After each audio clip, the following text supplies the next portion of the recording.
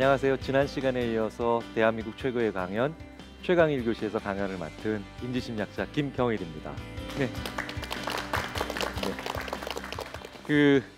지난 시간에 이제 코로나와 관련된 이야기를 좀 드렸죠. 지난 시간에는 코로나 블루로부터 빠져나온다, 좀 아픈 곳에서부터 좀 정상화된다라는 얘기를 드렸으니까 오늘은 좀 더 다른 맥락. 오늘의 강연 주제는 게임과 인간입니다.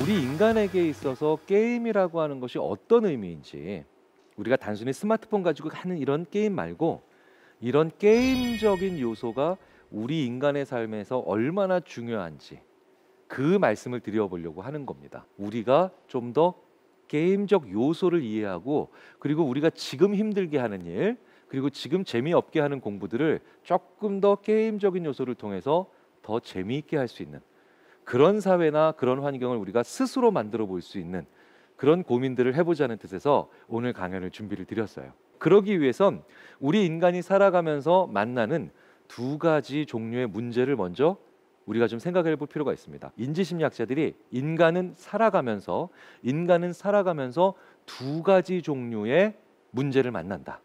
첫 번째는 well-defined problem입니다. 그리고 두 번째는 ill-defined problem이죠.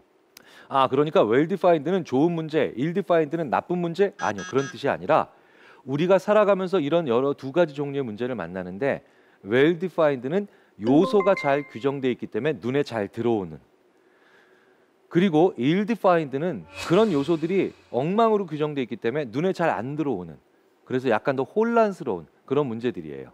그러니까 어려운 정도라기보단 혼란한 정도입니다. 자, 조금 더 구체적으로 말씀을 드려볼게요. 672 더하기 375, 이런 문제는 well-defined problem입니다. 잘 규정된 문제예요. 그러면 32,722 더하기 642,745, 이것도 well-defined예요. 자, 그런데 첫 번째 문제에 비해서 두 번째 문제는 훨씬 더 어렵죠. 그런데 양쪽 다 well-defined입니다. 왜? 자, 이런 문제는 어떻게 최종적인 답에 도달하나요? 첫 번째로 예를 들어서 635 더하기 375 이런 문제 풀 때는 1자리 더하면 되죠. 그 다음에 10자리 더하면 되죠. 그 다음에 100자리 더하면 되죠. 그러면 1자리를 다 더하고 이제 10자리에 와 있으면 나는 3분의 1 끝낸 거죠. 그리고 내가 10자리까지 끝냈으면 이제 100자리 하나 남았으니까 3분의 2 끝낸 거죠. 그럼 3분의 1 남은 거죠. 그러니까 내가 어느 지점으로부터 시작해야 되고 그 다음에 어느 지점까지 왔으며 그리고 얼마나 남았는가, 이런 거를 다 알고 있어요. 그러니까 이런 문제를 풀 때는 내가 뭘 하면 그만입니까? 내가 시간과 노력을 막 투자하고 열심히 하면 되죠. 그죠? 열심히 하면 되는 문제예요. 그리고 이런 문제는 어디에서 만나느냐? 주로 고3 때까지 만나죠. 시험 문제들. 그러니까 학교에서 우리가 푸는 문제들, 이런 문제들은 다 well-defined예요. 대부분 well-defined입니다. 네. 그런데 학교에서 이런 문제 잘 안 나오죠. 시험 문제로. 아니, 나올 수가 없을 수도 있어요. 지구를 지키려면 어떻게 해야 돼? 남북 통일하려면 어떻게 해야 돼? 이런 문제 잘 안 나오죠. 왜? 이건 어떻게 시작해야 되는지, 어디서부터 출발을 해야 되는지, 그리고 얼만큼 했는지, 얼만큼 남았는지를 알 수가 없죠. 위대한 결과를 만들어내는 문제라서도 아니에요. 왜? 제가 만약에 대학생인데 캠퍼스에서 정말 마음에 드는 여학생을 제가 봤습니다. 나 저 여학생이랑 꼭 연인 관계가 되고 싶다. 한번 사귀어보고 싶다. 어떻게 하면 저 여학생의 마음을 얻을까? 이것도 ill-defined죠. 이것도 규정이 안 된 문제예요. 어디서부터 시작했는지, 얼만큼 해야 되는지, 얼만큼 남았는지를 알 수 없는 모든 문제들 다 ill-defined, 제대로 규정되지 않은 문제들이죠. 자, 그렇다면 우리가 고등학교를 졸업할 때, 상당히 많은 부분은 대학도 그렇겠지만 학교를 졸업하기 전까지는 well-defined를 만나겠죠. 그런데 이제 학교를 졸업하고 세상에 나가면 이제 우리는 살아가면서 이제 만나는 모든 문제들은 ill-defined, 그러니까 규정이 잘 안 돼 있는 엉망진창으로 정의된 문제들을 만나게 되겠죠. 우리 삶이 이래서 고달픈 거 아니에요. 학교 때 반에서 1등이 꼭 세상에서 1등이 아니라는 걸 너무나 잘 알고 계시잖아요. 그 이유가 바로 뭐냐? well-defined를 잘 풀었던 사람들이 ill-defined 문제를 잘 푸는 건 아니기 때문이라는 거예요. 우리 인생이 참 이래서 한편으로는 혼란스럽고 한편으로는 재밌는 거죠. 아니 생각해 보세요. 고등학교 때 저희 반에서 1등 하던 친구가 지금도 맨날 1등 하고 있으면 얼마나 재미가 없어요. 그렇죠? 그 친구 입장에서 너무 속상하겠지만. 그래서 고등학교 때에서 대학교를 들어갈 때 그리고 대학교를 졸업할 때까지의 이 모든 성적과 학점은 그 사람이 얼마나 뛰어난 문제 해결자냐 이걸 보여주는 게 아니라 그 사람이 얼마나 성실했냐를 보는 거죠. 좀 더 성실하게 공부를 했으면 점수가 좋은 거고 좀 더 성실하게 공부를 했으면 학점이 좋은 겁니다. 그런데 그 사람이 사회에 나가서 이제 문제를 얼마나 잘 해결하고 세상에 얼마나 잘 대처하는가는 성실함에 무언가 더 얹어줘야 된다는 뜻이죠. 그리고 우리 인생은 이것 때문에 힘들어요. 자, 그런데요. 연애를 잘한다. 아니면 진짜 지구 평화를 지킨다. 이런 ill-defined가 갑자기 well-defined로 바뀌는 수도 있습니다. 한번 해볼까요? 제가 앱을 하나 만들었어요. 그냥 이런 앱을 한번 만들었다고 한번 가정을 해보자고요. 제가 오늘부로 공부의 신이라는 앱을 하나 만들었어요. 그리고 연애의 신, 통일의 신 이런 앱을 만들었습니다. 이런 앱들이 그런데 갑자기 제가 공부할 내용을 쫙 스캔을 해요. 스캔을 하더니 너 100점까지 24.3% 진도 나갔다. 뭐? 24.3%? 오, 대박인데? 그래서 아니 이게 어떻게 가능하지? 그래서 제가 한 페이지를 공부를 해봤어요. 한 페이지를 공부를 해봤더니 갑자기 24.3%에서 다시 1.6% 포인트 상승. 그래서 제가 한 줄을 외워봤어요. 그랬더니 0.06% 얹어졌어요. 저 100점 못 맞을 수 없겠죠. 그런데 재밌는 건 이게 마치 무엇과 비슷하냐면 게임과 비슷하다는 거예요. 우리 게임 하시다 보면 큰 풍선 맞히면 100점, 작은 풍선 맞히면 50점, 그 다음에 제일 작은 풍선 맞히면 10점 뭐 이렇게 갈 때 있죠. 계속해서 하게 되죠. 왜? 내가 어디에 있고 얼만큼 했고 그리고 하는 만큼 포인트가 쌓이니까요. 이게 게임이에요. 그리고 방금 전에 저는 공부의 신이라고 하는 말도 안 되지만 어쨌든 그 앱을 통해서 방금 전에 공부를 게임으로 만들었습니다. 연애도 마찬가지예요. 제가 방금 전에 그 점 찍어뒀던 여학생에게 다가가서 혹시 밥 같이 먹을래요? 라고 얘기했는데 갑자기 앱이 연애의 신 앱이 너 저 여학생의 마음을 얻을 때까지 100이라고 치면 오히려 지금 마이너스 7. 뭡니까? 이 여학생은 지금 밥 먹기 싫은 거죠. 그리고 원래 남성과 식사하는 걸 별로 안 좋아할 수도 있습니다. 그래서 그럼 저는 그렇구나. 그럼 앞으로 밥 먹자는 얘기 좀 조심해야 되겠네. 근데 갑자기 다음 날 그러면 새로 생긴 저 카페에서 커피 한잔 하실래요? 갑자기 11.4% 상승. 이 여학생은 커피 마시는 건 좋아하는구나. 계속해서 이렇게 해봅니다. 그래서 어떤 게 점수를 따는 거고 어떤 게 점수를 잃는지를 찾아갈 수도 있겠죠. 마치 미로 게임처럼.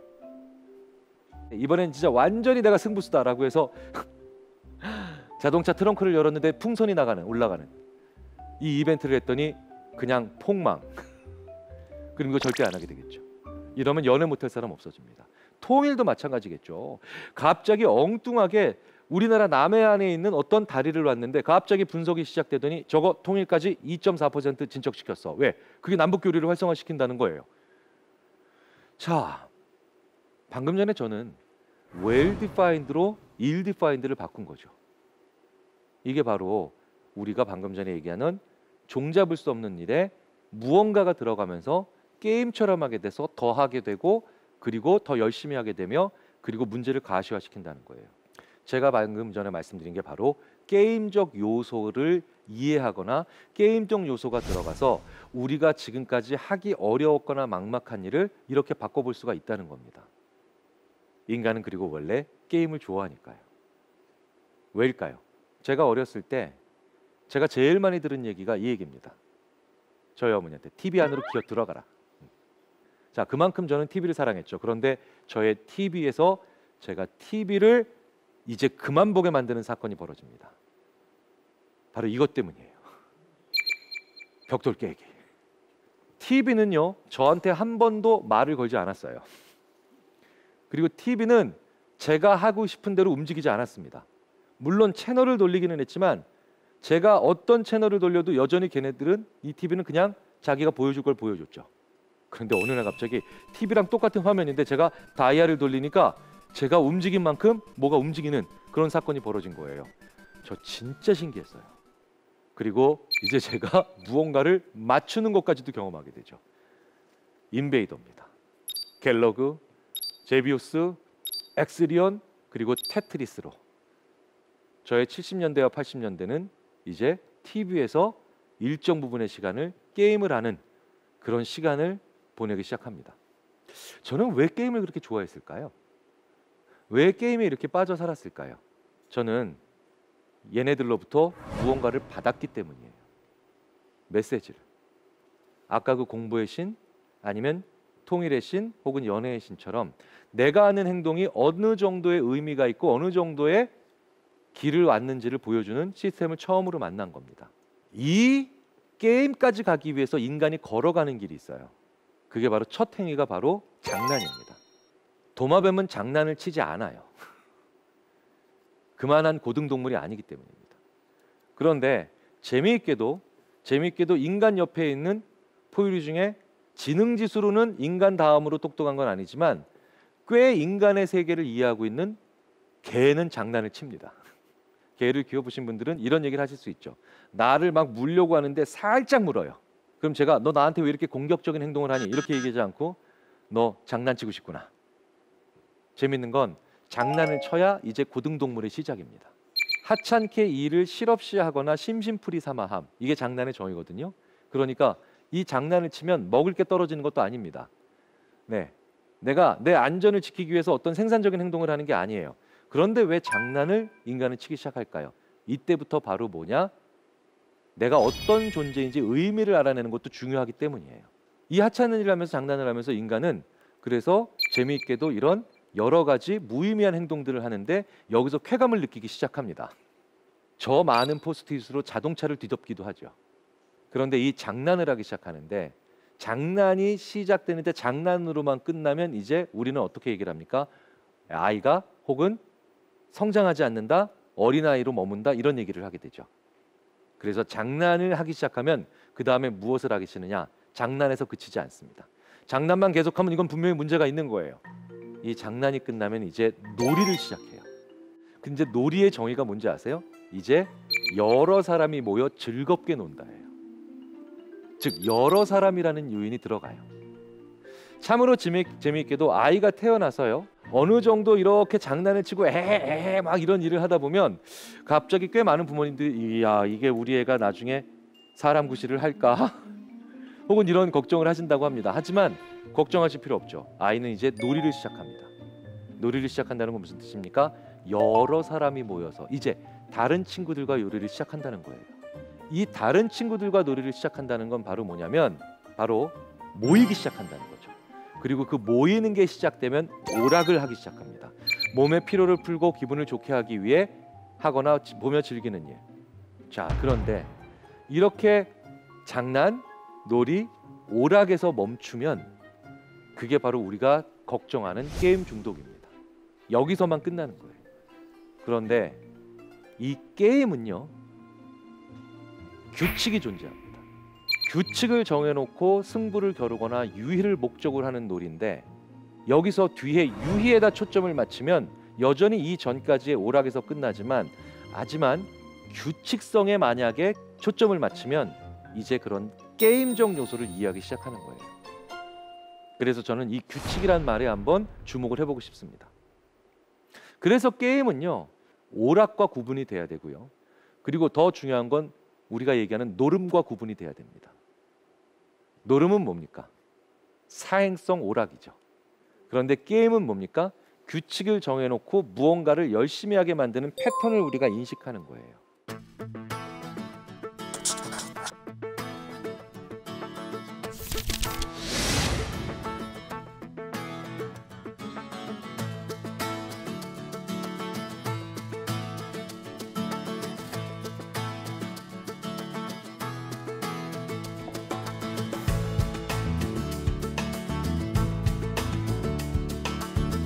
게임과 게임 아닌 것의 얘기를 이제부터 시작해 보겠습니다.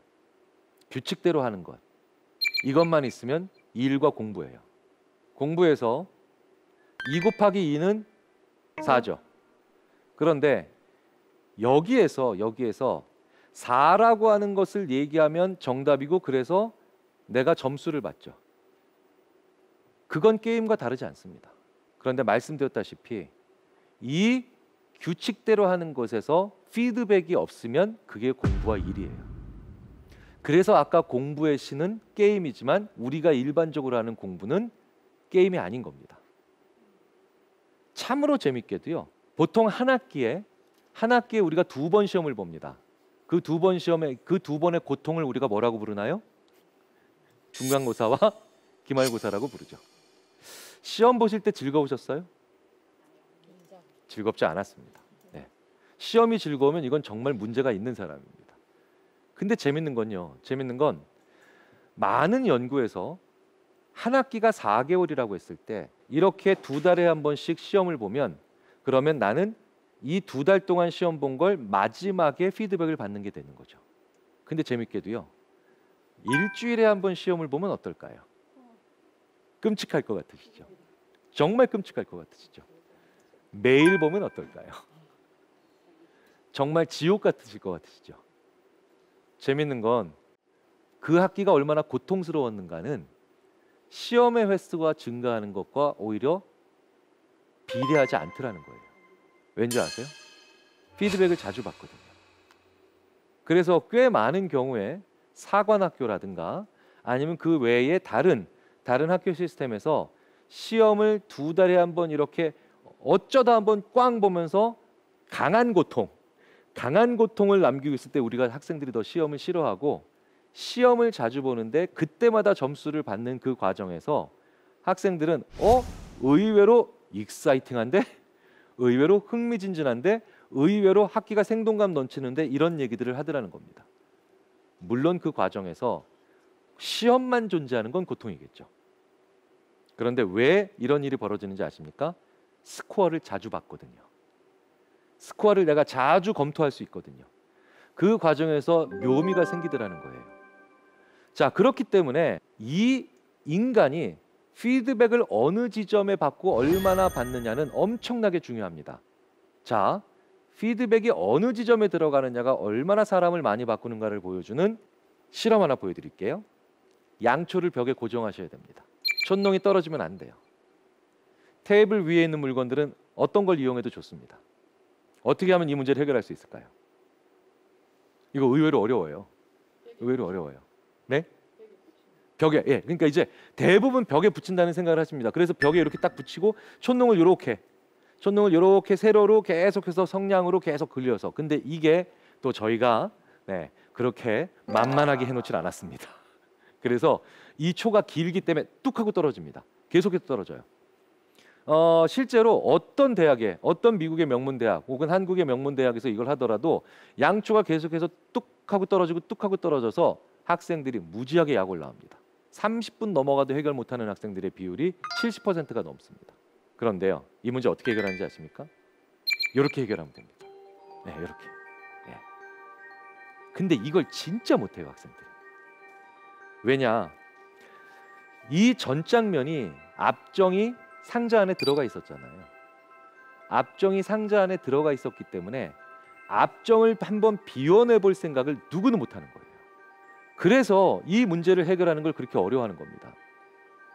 자, 그런데 이 상태에 놓고 문제를 해결하라고 하면 대부분의 학생들이 몇 분 내에 아하라고 하면서 상자를 딱 벽에 붙여놓고 앞정으로 상자를 고정해 버립니다. 그리고 양초를 올려놓고 문제를 해결하죠. 첫 번째 상태에서는 왜 학생들이 문제를 해결 못했을까요? 고정관념으로부터 못 빠져나온 거예요. 고정관념으로부터 빠져나오지를 못하니까 이 학생들이 계속해서 힘들어하다는 거죠. 그런데 지금 이 상황은 학생들이 고정관념으로부터 빠져나온 상태죠.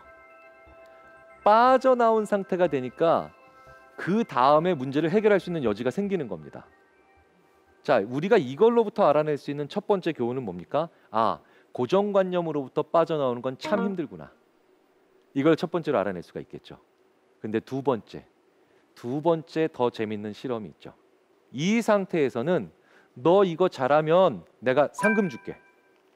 인센티브죠. 이렇게 인센티브를 강하게 주면 줄수록 오히려 문제를 더 해결 못합니다.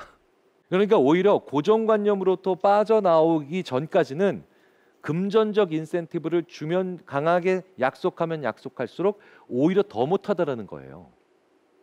그런데 참 재밌게도 이렇게 고정관념으로부터 이미 빠져나온 상태에서는 요 상태에서 인센티브를 강하게 약속하면 강하게 약속할수록 오히려 사람들이 더 이 문제를 잘 해결하고 저 상자를 벽에 붙여서 양초를 올려놓을 생각을 더 잘하더라는 겁니다. 더 빨리 가더라는 거예요. 정리해보면 이렇게 되죠. 어떤 문제를 해결해 나가는 과정에서 고정관념으로부터 빠져나오기 전까지는 그걸 돈으로 해결해 볼 수가 없더라는 겁니다. 돈 많이 줄게라고 하는 건 다 문제가 해결되고 난 다음에 돈 많이 줄게라고 한다는 건 결국 문제를 해결할 수 있는 방법이 아니라는 거예요. 그런데 이미 고정관념으로부터 빠져나왔어요. 그래서 이제 달려나가기만 하면 됩니다. 절로 가기만 해요. 그렇게만 그렇게 길이 남았을 경우에는 이제 돈을 세게 걸면, 상금을 세게 걸면 사람들이 더 속도를 내더라는 거죠. 그러면 우리가 돈을 바라보고 사는 거, 더 많은 급여를 바라보고 사는 거, 더 큰 상금을 바라보고 사는 건 후반전에나 가능한 거죠. 전반전에 이렇게 무언가 창조적인 생각을 하거나 아니면 무언가로부터 빠져나오게 만드는 데는 다른 요소들이 필요하죠. 그게 바로 뭐냐? 게임적 요소라는 거예요. 나도 모르게 문제를 해결하고 싶은 거죠. 그게 최종적인 상금이 아니라 지금 이 순간의 느낌이나 지금 이 순간의 피드백에 훨씬 더 사람들이 초점을 맞춰야 된다는 겁니다. 저거 기억나세요? 한메타자. 저는 정말 힘든 날을 보냈습니다. 독수리 타법 아시죠? 요거. 네. 진짜 차라리 내가 8만 대장경을 새로 만든다 막. 네, 이렇게 괴로워하면서 자판을 쳤던 기억이 납니다. 근데 좀처럼 자판에 익숙해지지 않더라고요.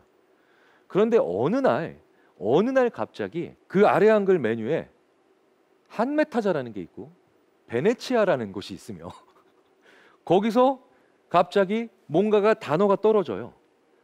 단어가 떨어지는데 얘가 저 바다에 빠질 때마다 저 베네치아가 무너지는 거예요.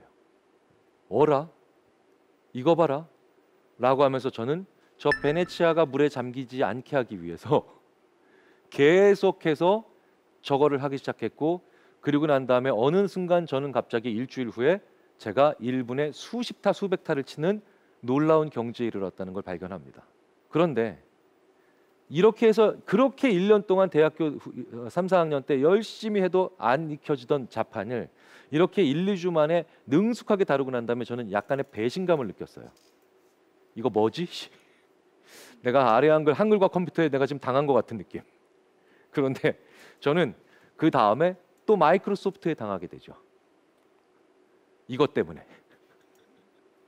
저는 대학교를 졸업하고 이제 자판에 익숙해지고 난 다음에 또 다른 난제를 만납니다. 이 마우스라는 걸 만났어요. 마우스라는 걸 만났는데 이 마우스가 좀처럼 어렵더라고요. 드래그 앤 드롭, 이게 안 돼요, 잘. 이걸 탁 집어서 이렇게 옮기는 게 지금은 이렇게 쉬운데 지금은 마우스 없이 컴퓨터를 쓰는 걸 상상도 못 하실 거 아니에요. 그런데 갑자기 또 시작 버튼 누르고 보조 프로그램에 보니까 게임이라는 데가 있어서 거기 보니까 카드놀이가 있습니다. 카드놀이를 누른 순간 저는 계속해서 마우스를 저 카드놀이를 하기 위해서 움직였고요. 그리고 그 다음에 더 정교한 지뢰찾기를 통해서 이제 한 2주 정도 지나니까 저는 그저 게임을 한 것뿐인데 이제 저는 그냥 마우스를 사용할 수 있는 사람이 됐죠. 저 한메타자 교실과 그 다음에 저 카드놀이에서 저에게 너 자판 1분에 100타 이상 치면, 너 이 카드놀이 어느 정도 이상에 올라가게 되면 우리가 상금 준다 이렇게 얘기하지 않았죠. 계속해서 나에게 피드백을 준 것뿐이에요. 계속해서 나한테 너는 얼만큼 해나가고 있다는 걸 알려준 것뿐입니다. 우리가 무언가에 익숙해지고 무언가를 할 수 있는 단계까지 가면 그 피드백이 반드시 필요합니다. 이 피드백이 없는 게 얼마나 답답한 순간이 되는가를 제가 경험해 본 적이 있어요. 바로 이 장면이에요. 이게 바로 인베이더라고 하는 게임인데요. 이 인베이더라고 하는 게임을 할 때 제가 오락실에 갔어요. 10원짜리 동전을 넣고 이제 막 하는데 사실은 오락실에서 제일 많이 일어나는 민원이 레버가 고장나는 겁니다. 버튼이 안 눌러지는 거예요. 그런데 그날따라 레버도 새로 고쳐놓으셔가지고 주인 아저씨가 너무 잘 돌아가요. 버튼도 아주 부드럽게 눌립니다. 그런데 이거 웬걸 버그가 생겼는지 스코어가 안 올라가요. 그러니까 저는 게임을 하고 있는데 스코어가 안 올라가니까 갑자기 화가 나는 겁니다. 왜? 내가 하는 만큼 우주선이 터지는 만큼 점수가 올라가야 되는데, 즉 제가 하는 만큼 변하지를 않는 거예요. 그래서 저는 오락실 주인 아저씨께 10원 돌려달라 그랬어요. 왜? 이건 더 이상 게임이 아니니까. 그런데 오락실 주인 아저씨는 말도 안 된다 그러셨어요. 지금 네가 버튼을 누를 때마다 지금 총알이 안 나가니, 네가 레버를 돌릴 때마다 우리 우주선이 안 움직이니, 그리고 저거 맞출 때마다 터지질 않니? 다 자들이 되고 있는데 스코어 안 나온다고 네가 지금 더 어떤 동전을 돌려달라는 게 말이 되니? 라고 얘기하고 있었죠. 자, 저는 지금 이게 게임이 아니라고 얘기하는 거고요. 그 사장님은 게임과 오락을 구분을 못하고 있는 거예요. 저는 이 행위가 좋아서 하는 게 아니에요. 이 행위를 통해 받는 피드백을 계속해서 받아가고 있는 데서 내 마음의 변화가 있으니까 그걸 좋아하는 거죠. 저는 TV도 좋아합니다. TV에서 재밌는 걸 보거나 TV에서 재밌는 걸 할 때마다 열심히 보면서 웃고 슬펐죠. 하지만 TV는 제가 아무리 레버를 돌려도, 그리고 아무리 버튼을 눌러도 바꾸지 않죠. 원래 자기의 컨텐츠를 그냥 내보낼 뿐입니다. 하지만 이 TV 화면처럼 생긴 스크린에서는 내가 할 때마다 세상이 바뀌는 거고, 내가 할 때마다 무언가 변하고 있다는 걸 나한테 알려주는 거죠. 그래서 스코어를 없애면 누구도 게임을 하지 않습니다. 왜 8년 전에 그렇게 애니팡에 심취하셨나요? 그 압도적인 사운드, 환상적인 캐릭터, 예술적인 그래픽 아니죠. 계속해서 쌓이는 포인트와 급변하는 그 랭킹 속에서 내가 어디만큼 했고 얼마만큼 해왔고 어느 지점에 있는가를 알아가니까 우리는 그 가운데서 뭔가 재미를 느꼈던 거죠. 저는 그래서 이 게임과 오락을 구분하지 못하는 이 사장님, 게임과 장난을 또 구분하지 못하는 이 사장님과의 영원한 결별을 선언하고 다시는 그 오락실에 가지 않았습니다. 이건 말도 안 돼. 왜냐하면 저는 그때 정말 인류 문명의 가장 집약적인 곳을 오락실이라고 생각했거든요. 그런데 이것조차도 이해 못하는 분과 저랑 다시는 할 수 없다라고 했죠. 애니팡이든 인베이더든 모든 게임이 피드백을 지우면 그냥 노동이에요. 그냥 일입니다. 그래서 저는 이게 재미가 없었던 거예요. 그리고 할 의미를 못 찾았던 겁니다. 이후에 90년대든 2000년대든 제가 했던 수많은 게임들 역시 제가 어느 지점에 와 있고 얼만큼 했으며 앞으로 얼만큼 나왔는가를 계속해서 실시간 피드백으로 보여줬죠. 이 실시간 피드백을 보여주는 것을 우리는 게임이라고 부르고, 그것이 없으면 저건 그냥 무의미한 행동들일 뿐입니다. 자, 그렇다면 피드백이 얼마나 사람을 바꾸는가를 한번 보여드릴게요. 이 피드백이 바로 내가 남한테 하는 대화일 수도 있다는 걸 생각해 보면 우리가 얼마나 게임을 통해서 배울 수 있는 게 많고, 그리고 이 피드백이 얼마나 중요한가를 알 수가 있죠. 자, 지금 보시는 저 게임은 80년대를 화려하게 수놓았던 팩맨이란 게임입니다. 고개를 끄덕이시는 분들은 전부 다 저걸 해보셨다는 얘기고, 그러니까 세대가 웬만큼 되셨다는 뜻이죠. 자, 그런데 이 팩맨은요 유령으로부터 도망가는 거예요. 그러니까 회피하는 거거든요. 근데 재밌게도 점수는 쌓이죠. 점수는 쌓여요. 자, 재밌지 않으세요? 도망가는데 점수는 쌓여. 뭔가 좀 불일치가 있는 것 같습니다. 그래서 어려웠던 거예요. 그래서 힘들었던 겁니다.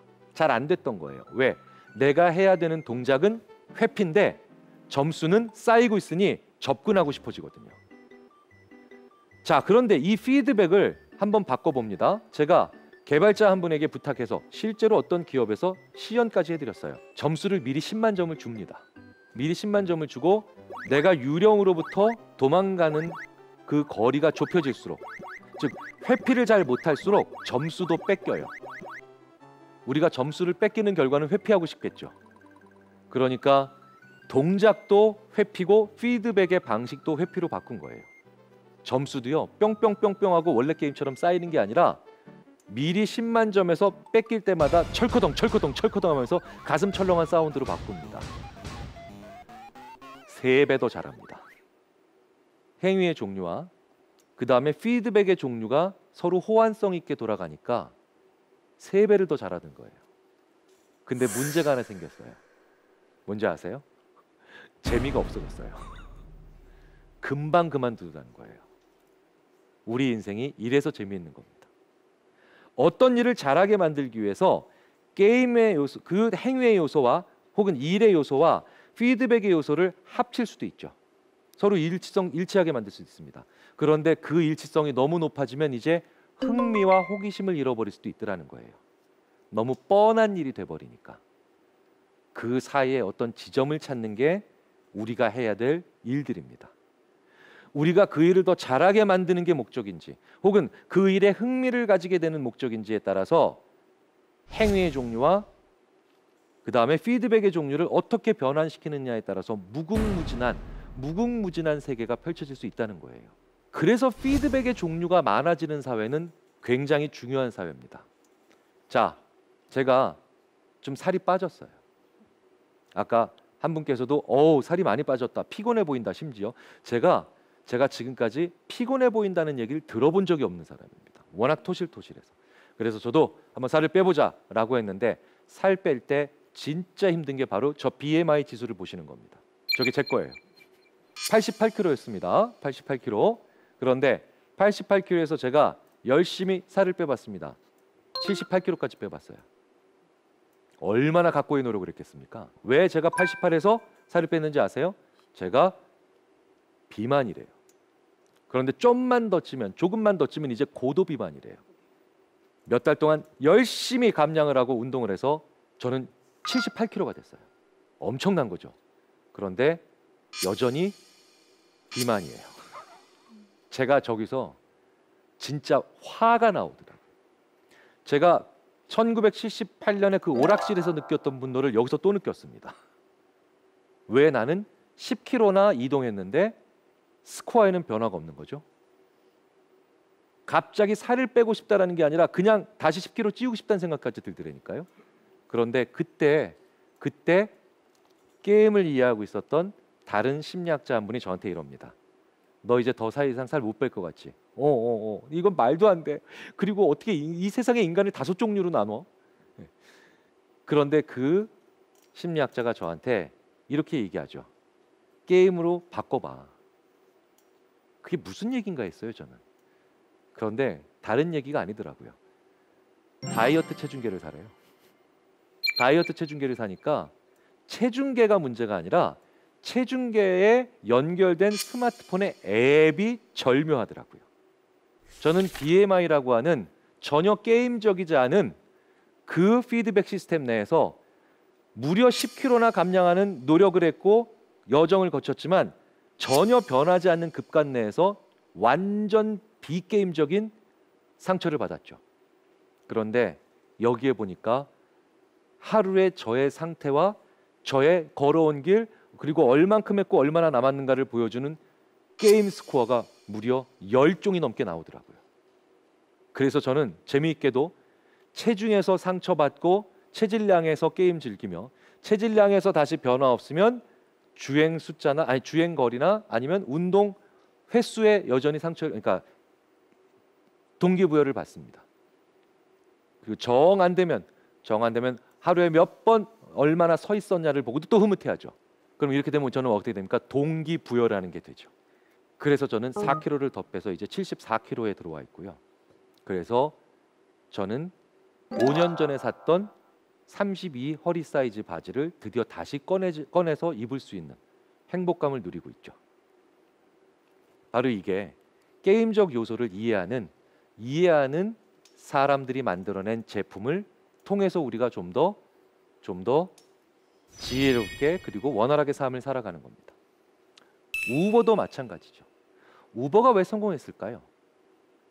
게임이라서 성공한 거예요. 우버는요, 들어가는 도시마다 그 나라의 택시 산업을 평정하죠. 왜겠습니까? 쉬워서 혁신적인 신기술이라서. 우버에 어디 그런 게 있나요? 이미 택시는 손만 들면 오면 지구상에서 가장 편리한 운송수단이었어요. 예매할 필요도 없죠. 그렇죠? 정류장에서 기다릴 필요도 없습니다. 그런데 왜 우버는 사람들이 한 번만 써본 사람이 없고 한 번도 안 써본 사람만 있다고 얘기할까요? 우버가 게임이라서 그래요. 게임. 끊임없이 나한테 오죠. 끊임없이 나에게 얼만큼 왔고 얼만큼 남았고 어느 지점에 있는가를 보여줍니다. 이게 바로 게임이고 실시간 피드백이죠. 디지털 트랜스포메이션이라고 합니다. 많이들 들어보셨을 거예요. 이 디지털 트랜스포메이션이라고 하는 미래 사회의 가장 중요한 키워드가 사실은 심리학자들한텐 계속해서 끊임없이 나한테 오는 실시간 피드백입니다. 그래서 우버에서 눈을 뗄 수가 없는 거고, 지금 우리가 쓰는 모빌리티 서비스도 대부분 이런 시스템을 쓰고 있는 거죠. 그리고 이건 지하철에서도 발견됩니다. 지하철에서 어떤 메시지 때문에 우리는 더 이상 어두운 플랫폼을 쳐다보지 않을 수 있을까요? 바로 이것 때문이죠. 전역을 출발한 열차가 이제 나에게 있는 곳으로 끊임없이 오는 거죠. 이것도 다 게임이에요. 그렇다면 이 게임의 요소인 피드백은 이렇게 정의가 돼야 되죠. 3분 후 열차가 승강장에 들어옵니다. 라고 90년대와 2000년대 초반에 영무원께서 말씀하시면 그 3분 동안 우리는 이제 어떠한 피드백도 받지 못한다라고 오히려 생각을 해서 어두운 터널 끝을 쳐다봤거든요. 갭이 생긴 거예요. 갭이 생긴 겁니다. 빈 공간에 아무것도 없기 때문에 우리가 거기에 빠져서 허우적될 수 있기 때문에 우리는 그 갭을 싫어하죠. 그래서 우리는 열차와 승강장 사이에 공간이 넓으니까 발을 조심하라고 하지만 영어권에서는 mind the gap 이렇게 표현합니다. 그 갭에 유의하라. 왜? 우리는 그 갭이 싫으니까. 그 갭을 채워줄 수 있는 메시지들이 바로 피드백이고, 그리고 그 갭을 계속해서 채워나가면서 우리는 뭡니까? 좀 더 부드러운 연속으로 삶을 살아갈 수 있고 계속해서 그 방향을 추구할 수가 있는 거죠. 우리는 왜 도토리를 사면서까지 비트코인의 전신이라고 불릴 수 있는 이 도토리를 사면서까지도 왜 싸이월드에 열광했을까요? 바로 이 싸이월드가 계속해서 우리한테 지금 너의 일기장에, 너의 기록에 얼마나 많은 사람들이 관심을 가지고 있는가를 보여주는 실시간 피드백이었기 때문입니다. 미래 사회는 피드백을 주는 사회냐 아니냐로 결정이 날 겁니다. 기술은 이제 대부분의 사회가 근접돼 있죠. 그리고 우리 아이들이 이제 시험을 보고 수능을 보지만 수능 시험 장소에 들어갈 때 가지고 들어가면 절대 안 되는 물건이 바로 뭐겠습니까? 스마트폰이죠. 왜? 걔가 전국 1등이기 때문이에요. 어찌 보면 참 서글프죠. 스마트폰만 들어가면 누구나 1등하는 전국 수석을 하는 시험을 우리 아이들 수십만 명이 몇 년씩 준비해서 줄을 쓴다는 거예요. 속상하지 않으세요? 저는 속이 상합니다. 우리의 아이들은 점점 줄어들고 있어요. 그 비율은 이제 인정해야 되는 시점이죠. 고령화 시대는 막는 것이 아니라 인정해야 되는 시대라고 얘기가 할 정도니까요. 자, 그렇다면 우리의 아이들 한 명 한 명이 다 금쪽 같은 아이들 아닌가요? 우리 아이들 한 명 한 명은 다 금쪽 같은 아이들이에요. 중국에 비해서 10분의 1도 안 되는 인구, 20분의 1도 안 되는 인구를 가지고 있는 우리는 아이 한 명 한 명을 다 승리자로 만들고, 그리고 다 자기 의미를 가지고 있는 아이로 만들어야 되겠죠. 자, 그렇다면 수능이라고 하는 하나의 피드백 없는 이 줄 세우기를 통해서 극소수의 아이들만 피라미드 상에서 위너를 만들고 나머지 아이들이 모두가 패배자가 되는, 모두 루저가 되는 이 시스템은 한번 우리가 스스로 한번 심각하게 고민을 해볼 필요가 있지 않겠습니까? 내 아이는 수능 보지 말라는 얘기니? 아니면 대학 입시를 거부하라는 얘기야? 저는 그런 뜻으로 드리는 말씀이 아니라 우리 아이들이 얼마나 좋은 피드백을 받고 있는가에 대해서 한번 고민을 해보자는 거예요. 정말 우리 아이들은 다양한 피드백을 가지고 받을까요? 정말 다이어트 체중계에서 그 여러 가지 걷기, 체질량, 그 다음에 윗몸 일으키기, 서 있는 시간 이런 다양한 피드백을 받으면서 저는 훨씬 더 다이어트에 성공할 수가 있었는데 이 다이어트 체중계의 피드백을 주는 지표 몇 가지만 다양하게 가져도 이런 효과가 일어난 우리의 삶에서 정말 우리 아이들은 그 다이어트 체중계보다도 못한 피드백 시스템이 있는 게 아닐까요? 고민해 볼 필요가 있는 거죠.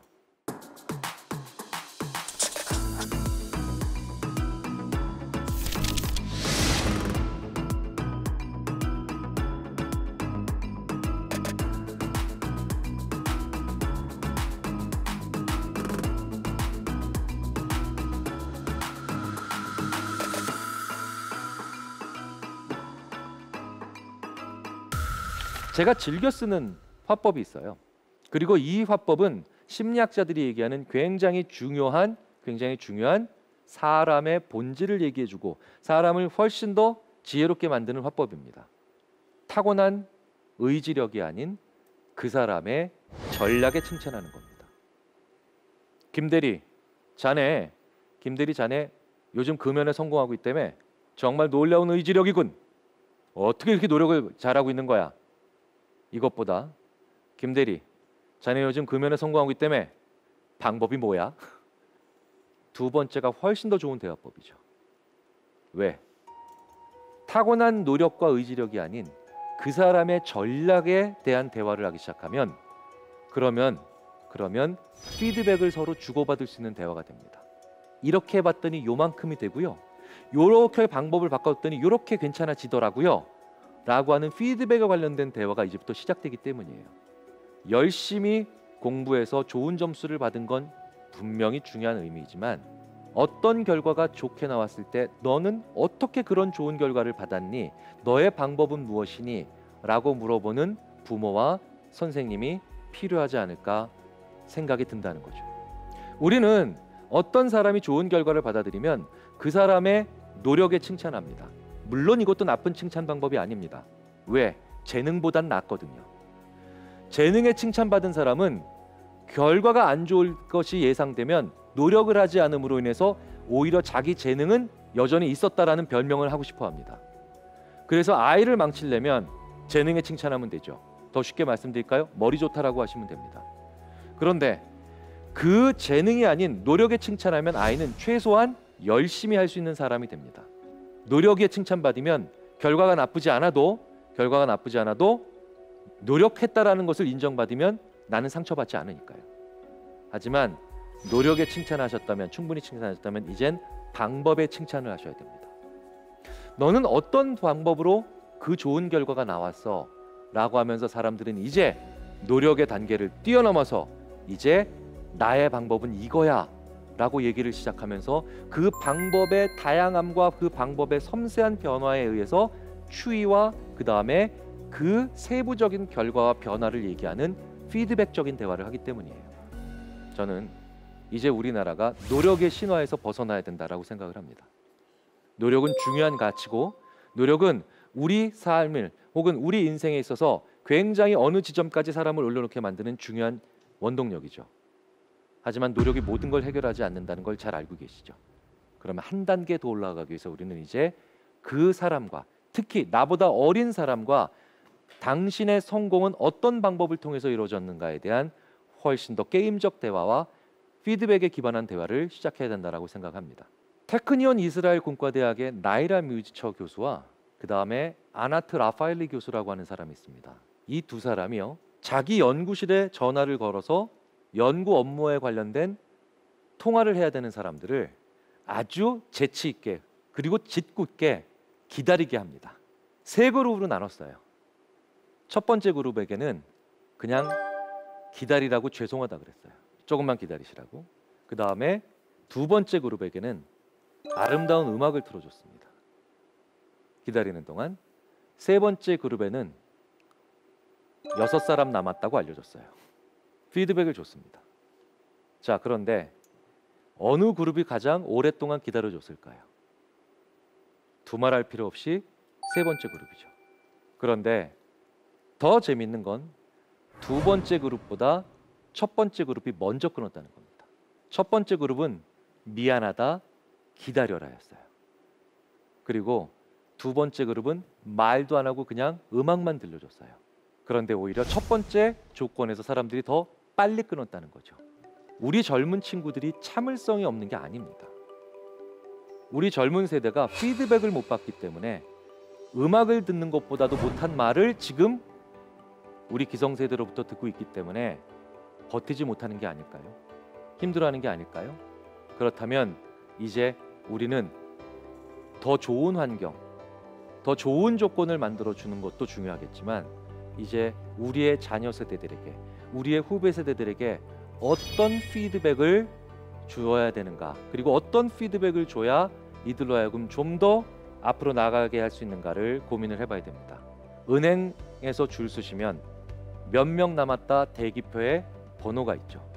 그것만 가지고도 우리는 훨씬 더 편안하게 은행에서 기다릴 수 있게 됩니다. 은행의 대기 시스템보다도 못한 피드백 시스템을 우리가 우리의 후배 세대들에게 주고 있지 않는지, 그리고 우리의 자녀들에게 주고 있지 않은지 이제 심각한 고민을 해봐야 될 시점이 아닌가 싶습니다.